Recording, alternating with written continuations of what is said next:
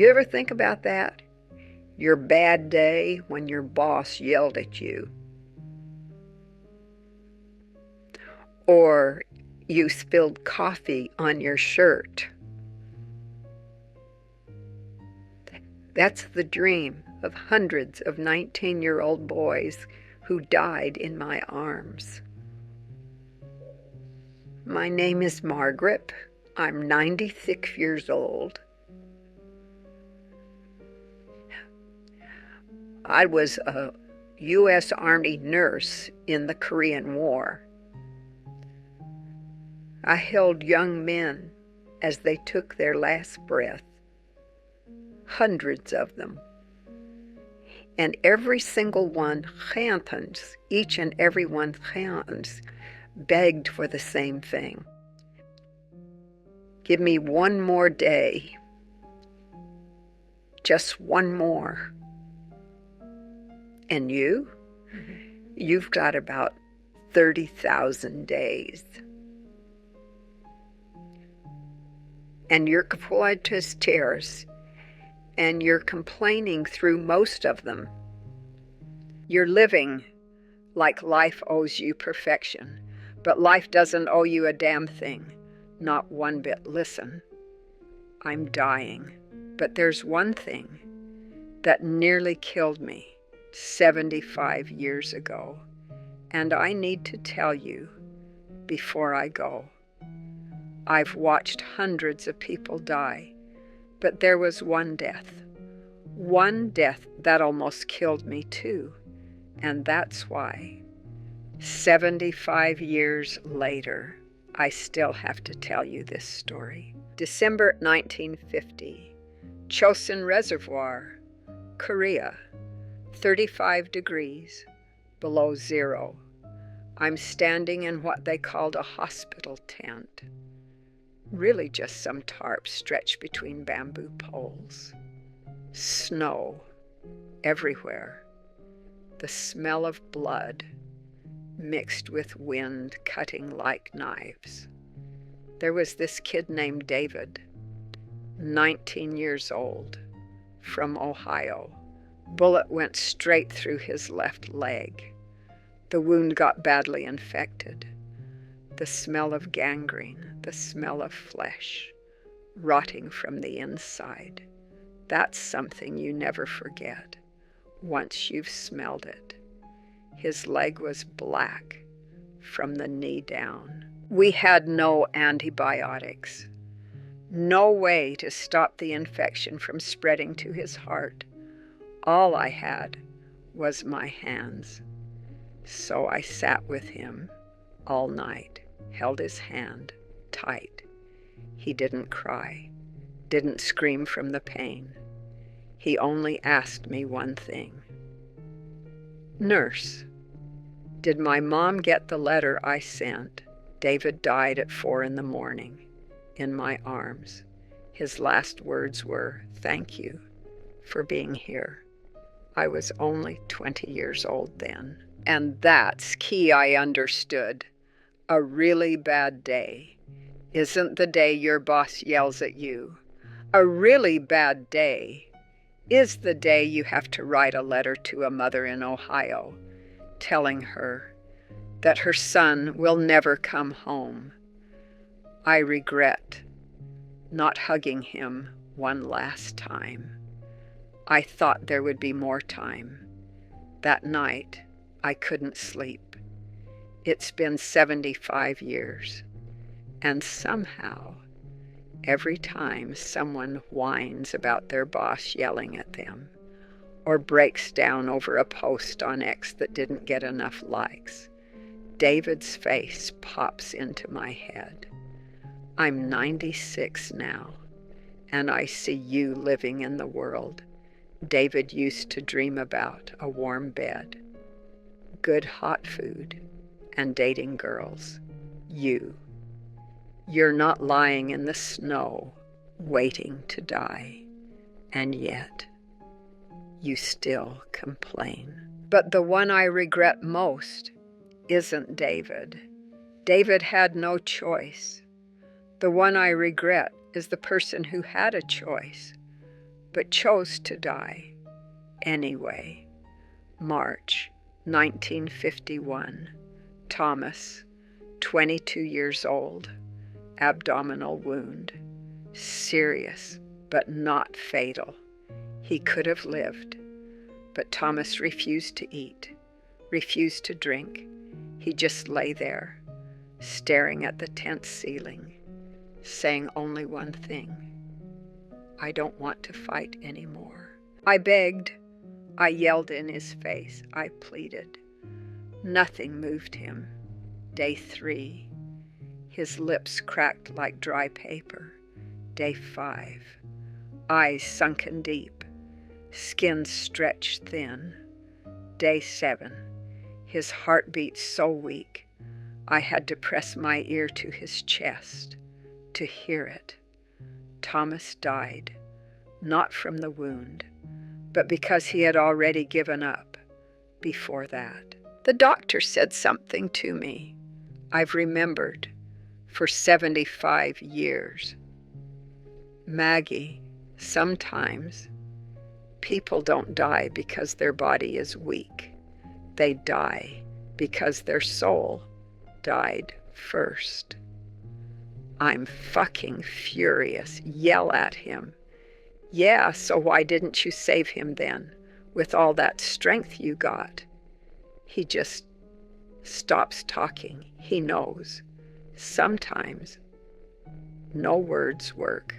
Can't pull someone out when they want to stay in the dark. And now, 75 years later, I see millions of people doing the same thing as Thomas. Not suicide with a knife or gun, but slow suicide by giving up on life while their body is still breathing. They wake up, complain about work, about annoying coworkers, about the bills, day after day. They're quietly quitting, one day at a time. If you're quietly quitting your life, don't be proud of it. That's not freedom, that's suicide. Very slowly. I regret not being able to save Thomas, but actually, I almost became Thomas. After David died, I wanted to give up, wanted to go home, wanted to forget everything.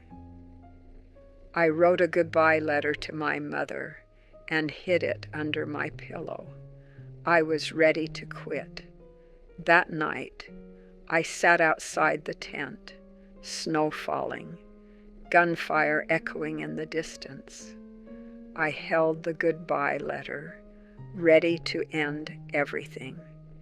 Then a soldier crawled out of the tent, both legs shot.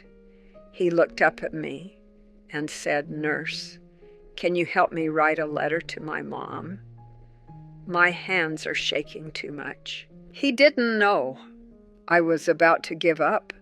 He just believed I would help. I don't know if that night I actually chose to live or just wasn't brave enough to die, but I made a decision. If I wasn't brave enough to die, then I had to be brave enough to live. I tore up the goodbye letter. Instead, I picked up a pen and wrote the letter to that soldier's mother. And from then on, I chose to live every day, every second. And there were people who chose to live even when life left them with only broken pieces. August 1952, Robert, 21 years old, lost half his right foot to a mine. He cried, not from pain, because he thought, my life is over. No one will want me anymore. A week later, he got a letter from his mother. "Son, I don't need you to have 2 feet. I just need you to come home." Robert cried again, this time with gratitude. He told me, "Nurse, I still have a chance to live. I'm luckier than the guys in the row next to me. The next morning, I saw him practicing with crutches, fell, got up, fell again, got up again. I asked, "Why not rest?" He laughed. "Nurse, I lost half my foot, but I still have the other half to stand on." My buddy in the next row, he's got nothing left to stand on. Robert survived, went home, got married, had kids. I got Christmas cards from him until 2019, before he passed away at 88. Every letter was proof. Life is measured by what you choose to do with what you have left. That night wasn't the last time I witnessed a miracle. The biggest miracle wasn't heroes or medicine. It was young men, wounds open, pain unbearable, who still chose to sing. One night, a soldier named Jimmy was dying from blood loss.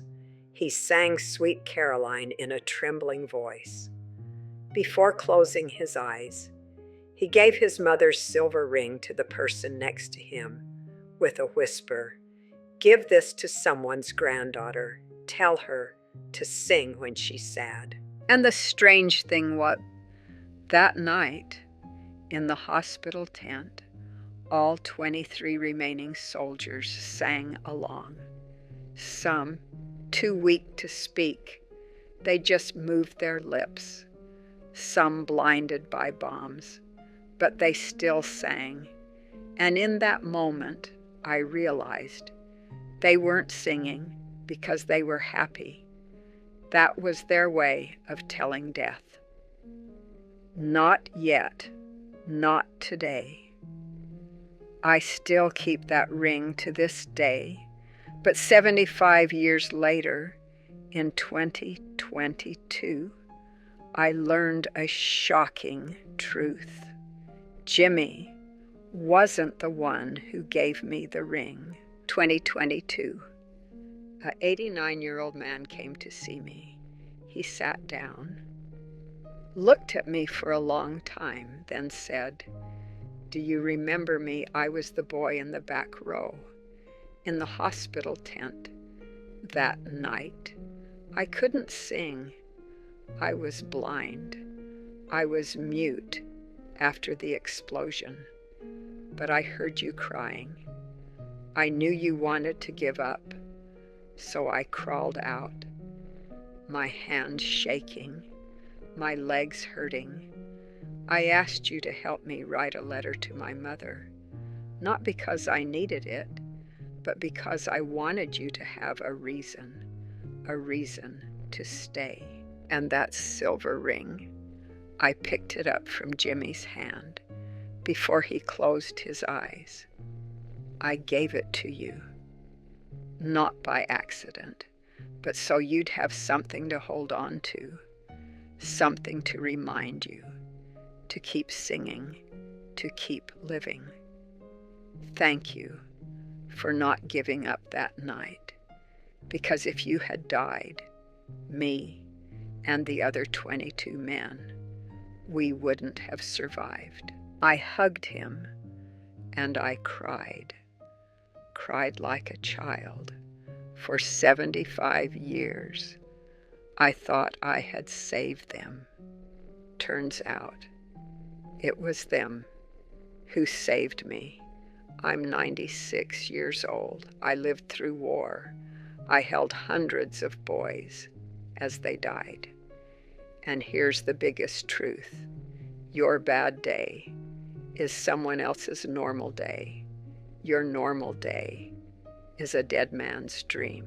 You think life is hard. You're right. Life is always hard. But being alive, that's a privilege. Suffering is proof. You're still here. What would David trade?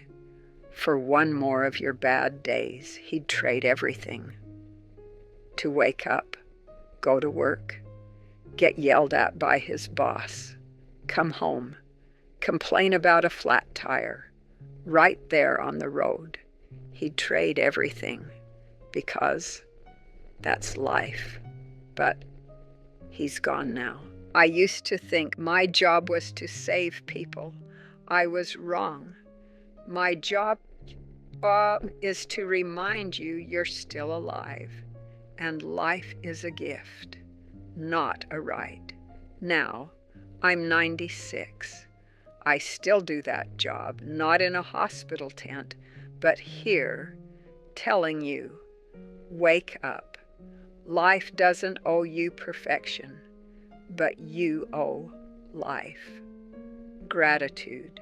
The boys I took care of, 19 years old, 20 years old, 21 years old, they left with smiles, grateful for every second, and you, 30 years old, 40 years old, 50 years old, living with a frown on your face just because the Wi-Fi is slow. They begged for one more day, just one day, to breathe, to laugh, to live.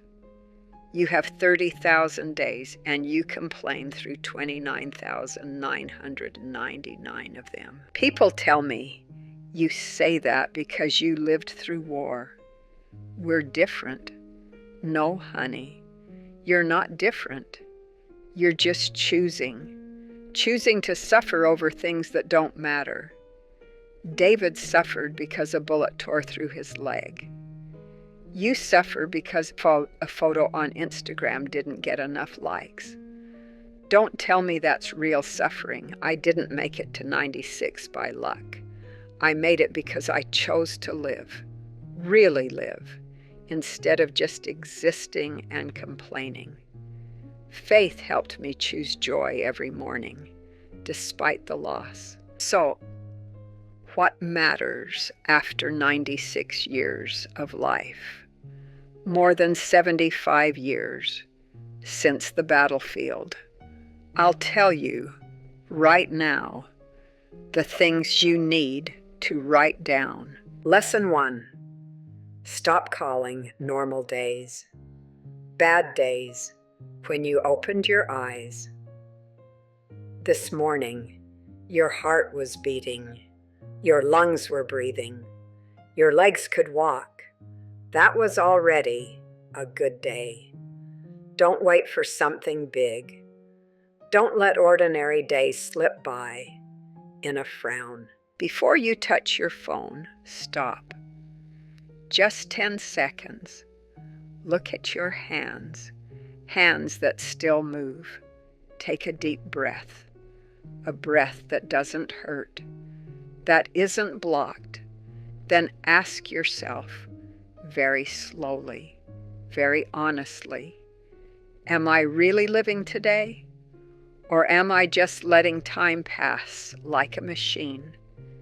This question isn't for self-blame. It's to wake you up. Lesson 2. Find a small joy, a real joy, your own. Not what social media tells you should make you happy. Maybe it's a hot cup of coffee in the morning, the smell of rain after a storm, a neighbor kid's laughter, or just simply the feeling of lying still in bed for a few more minutes without anyone rushing you. When you find it, hold it tight in your heart like I held Jimmy's silver ring.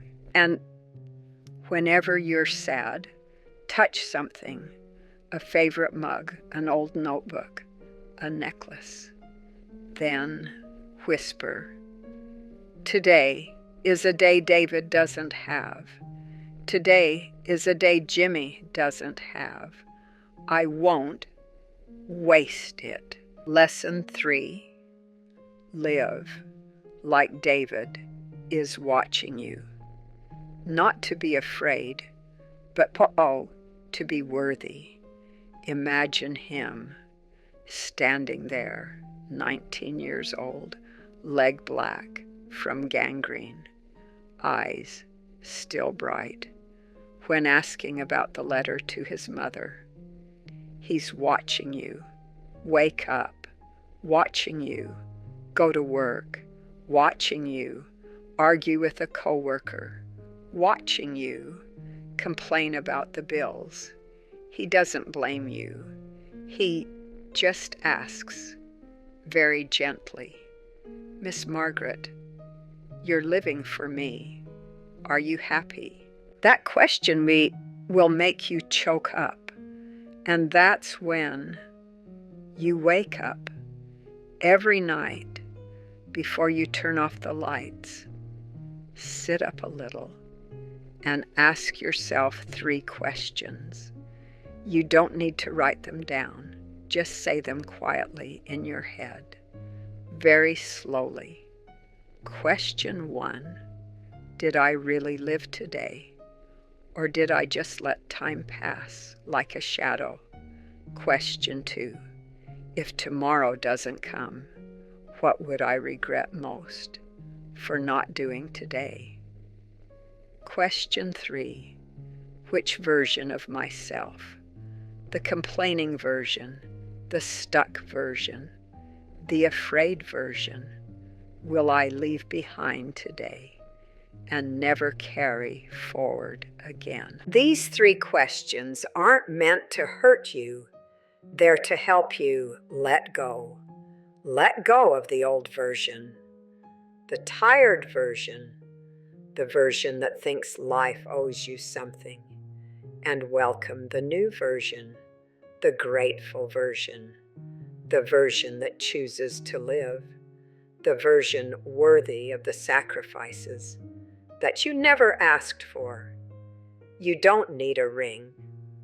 You just need to look in the mirror every morning and ask yourself, if a 19-year-old boy died so I could live, how will I live today to be worthy?